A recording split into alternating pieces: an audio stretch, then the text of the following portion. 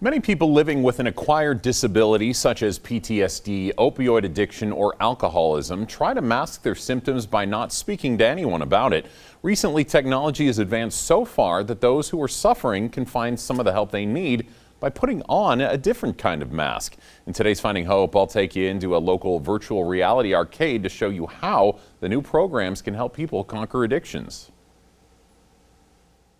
For many, virtual reality is the latest and greatest way for gamers to escape the real world and have a little fun. For others, it can be a life-saving tool, something demonstrated in a study done last year. Somebody who had was diagnosed with PTSD went through a VR treatment program, and then after completing the program, went through to get re-diagnosed and did not get diagnosed as having PTSD.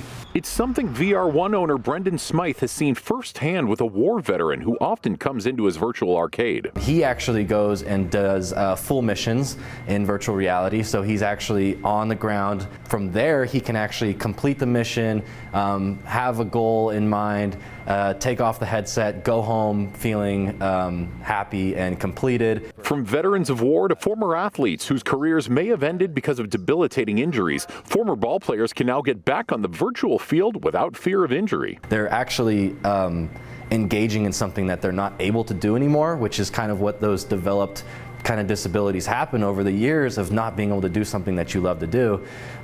It starts to have a negative impact on your life. While it may be easy to say yes to getting back on the field, in real life it's incredibly hard for people with addiction problems to say no. That's something else VR has begun addressing. They've developed an app to simulate the environment where you may fall into that trap again and you may start to use drugs again or alcohol, and they put you in that environment, into a virtual environment, and have people pressure you and have you be in that scenario to teach you to say no, so that when the first time that happens, you've already had multiple training sessions to say no, like I'm done with that. Or virtual situations for those who might still be addicted to opioids or other drugs that are fighting to live a sober life. Going on the beach and they're seeing the waves and they have animals passing by them, and that's very relaxing to them, and it triggers those brain stimulation that kind of the drug would. But no matter your affliction, one thing that every one of us deals with at some point is stress. That's another issue VR can help with. You don't have the ability to maybe walk down over to the Boise River because you work downtown. You can put on the headset and suddenly you can be in a mountain meadow with the breeze flowing around you and the birds chirping in the air, and you can just sit and hang out and begin to feel that same effect as if you were actually there. Most of these innovations have only become mainstream over the past 3 to 4 years, while programs and applications continue to be developed and evolve. In the meantime, local residents should be excited to know that they can get much of the virtual help they might need right here in the Treasure Valley. The future is really bright for AR and VR in addressing these types of issues, so I think we're just barely scratching the surface.